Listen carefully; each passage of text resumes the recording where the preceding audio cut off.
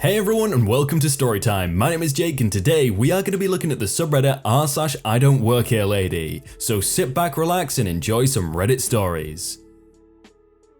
I work here, but not for you. This isn't your typical retail story since I work in construction, but I think you guys might get a laugh out of this. So I've worked for Company 2 for about 3 years, and our main job is putting down fancy looking stone blocks for high-end commercial buildings. About 2 years ago, they moved me over to one of the local multi-million-pound houses because they needed more manpower. The job was taken on by Company 1, and Company 2 was brought on as a contractor for the outer blockwork and tiles. Most of the work was finished when I started on that site, but the buyer was meticulous with pointing out problems, so most of the jobs we did was replacing old damaged stuff. The tolerance for all the block work was 1mm, as per the contract that Company 1 signed. For anyone not familiar with construction, this is an insane tolerance to work towards and leads to some hilarious stories, which maybe I'll talk about if people are interested. A little more context. Since this is a private building and technically a finished house, we didn't have hard hats, steel boots or jackets on, so nothing to really identify ourselves.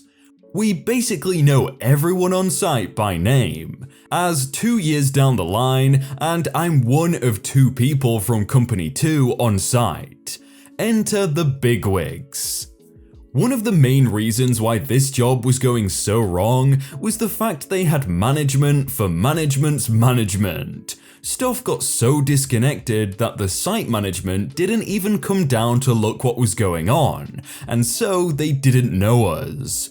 The directors of Company 1 came down to look at the job with some upper managers, presumably to see how much longer this job was going to take. I was doing some grouting for a tile I'd just replaced when the boomers walk in demanding that I go clean up a mess in the other room. I presume they thought I was a labourer since I'm young looking and had a brush in my hand. They walk off before I get chance to say anything. I ignore them and carry on with my work, since it's not my job to clean up after anyone other than myself. 20 minutes later, I've moved on to a broken tile in the room they asked me to clean out. When the boomers walk in on me, they straight look at me for 5 seconds open-mouthed while I move their equipment from one side of the room to the other. This is where the fun begins. UM is the upper managers, DD is the douchebag director, SS is the bad supervisor, SM is the site manager, and me is me. The douchebag director speaks up. "What the freak are you doing? I asked you to clean that up. Why the freak are you just moving it to the other side of the room? Are you being funny with me, kid? Do you even want a job?" I don't. "No, you've done enough talking. I've seen how long your breaks are, just freaking move it out now." Me, raising my voice, "Look, I don't work for your company. I work for Company 2.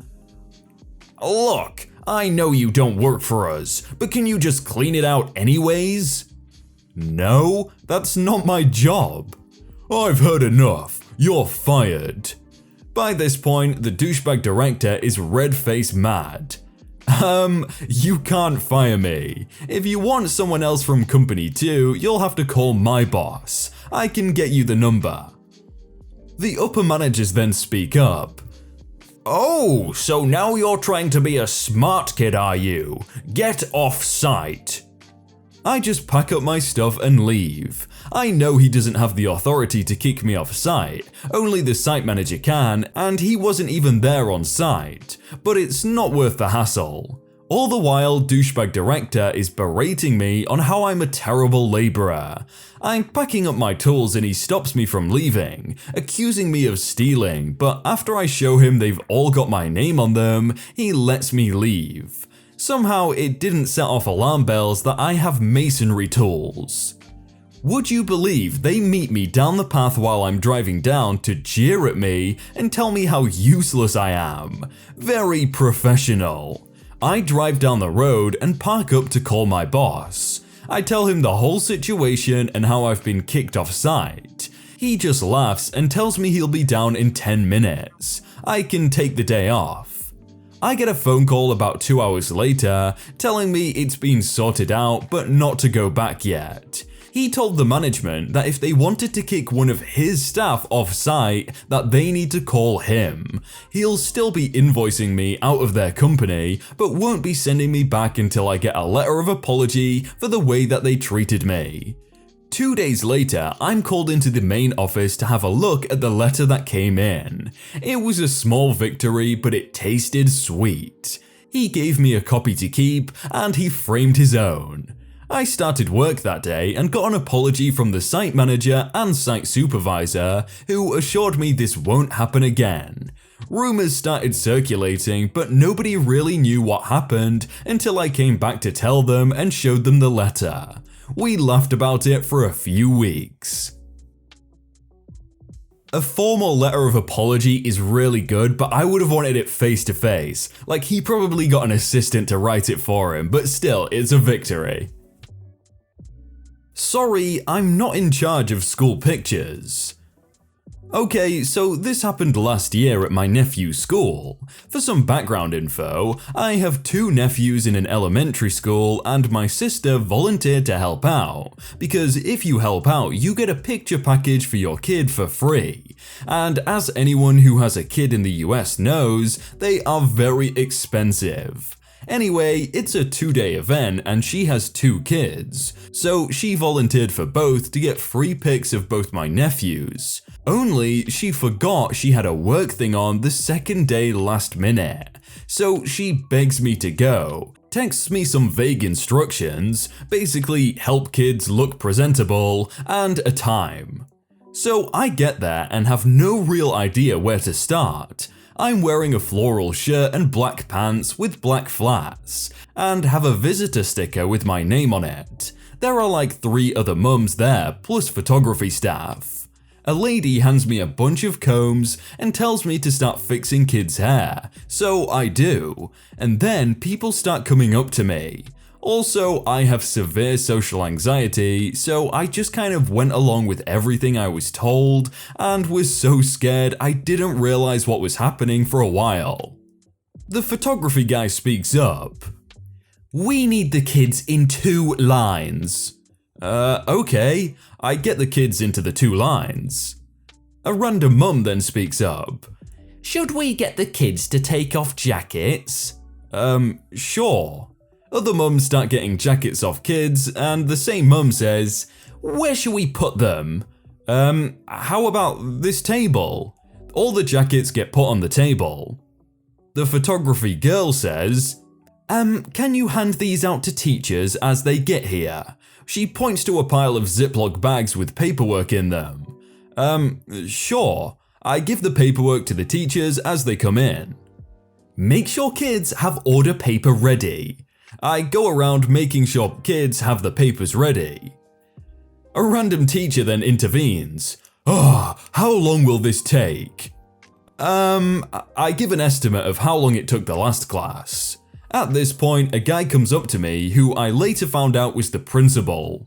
We need to move everything up to the stage because it's raining and kids need to come in and eat. Okay. I proceed to go to the photography guys and tell them that. Everything gets moved. This goes on for about 2 hours. Since I had never volunteered for something like this, I assumed it was normal for all these people to have me do stuff, but I slowly started to notice everyone coming to me. Still, I didn't put it together till almost the end. The principal comes back. You guys did a great job today. Thanks. Blah blah blah. When will the pictures get here? Oh, I have no idea. You should ask that guy. I point to the head photography guy. Aren't you the one in charge of them? No, sorry. I'm just a volunteer. The random mum says, where can I get my free picture voucher? Oh, I was just about to go ask the picture guys.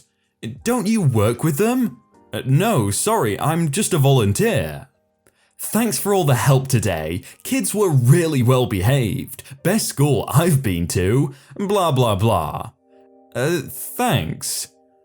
The photography guy starts telling me info about delivery and scheduling the group pictures and other stuff.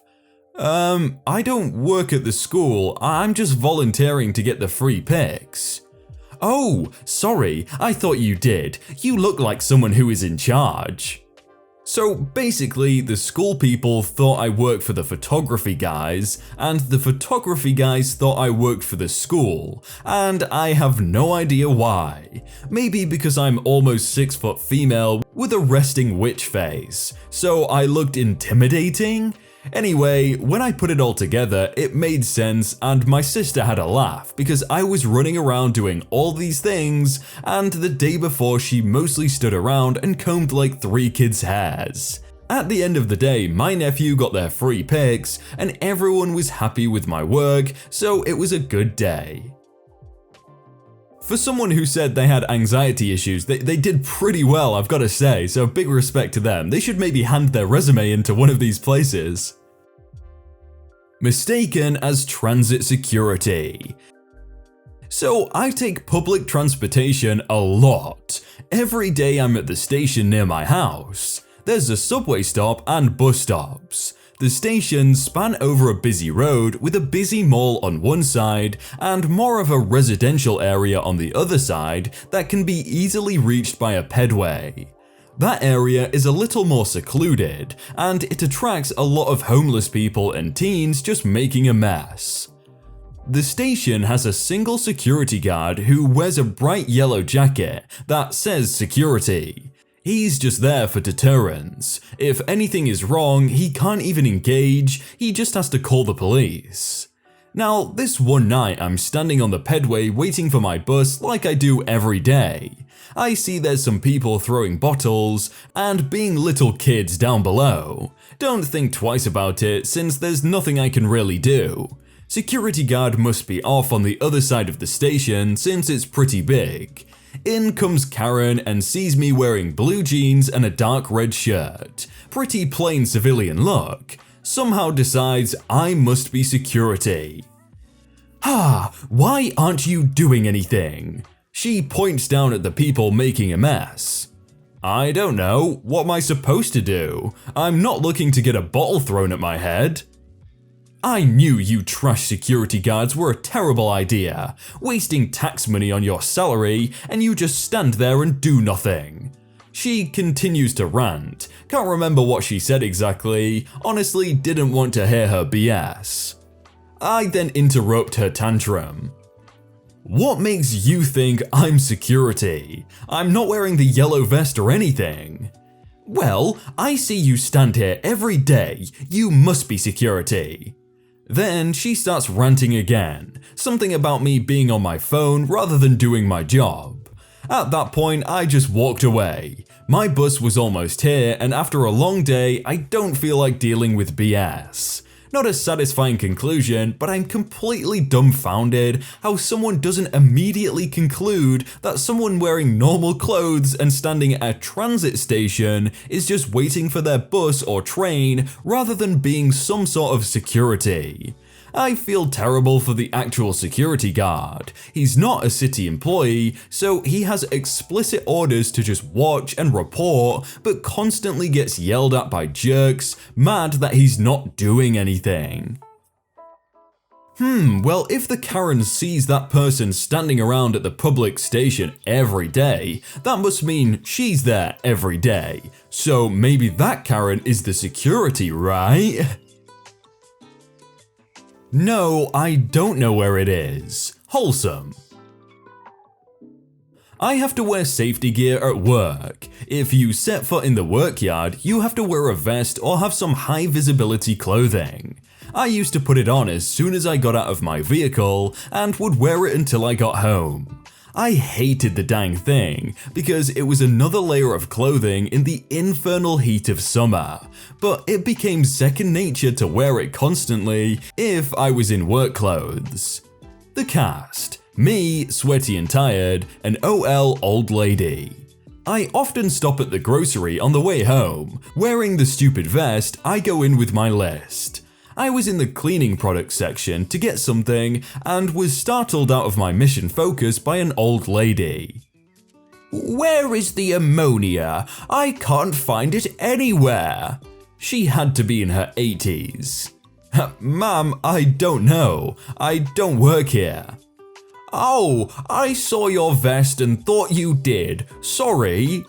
I grabbed whatever it was that I needed on that aisle and went a couple more over for something else. When I was heading back by the cleaning aisle, I see her still searching for the elusive ammonia. Me thinking to myself, if I don't find it for her, she'll be here for an hour.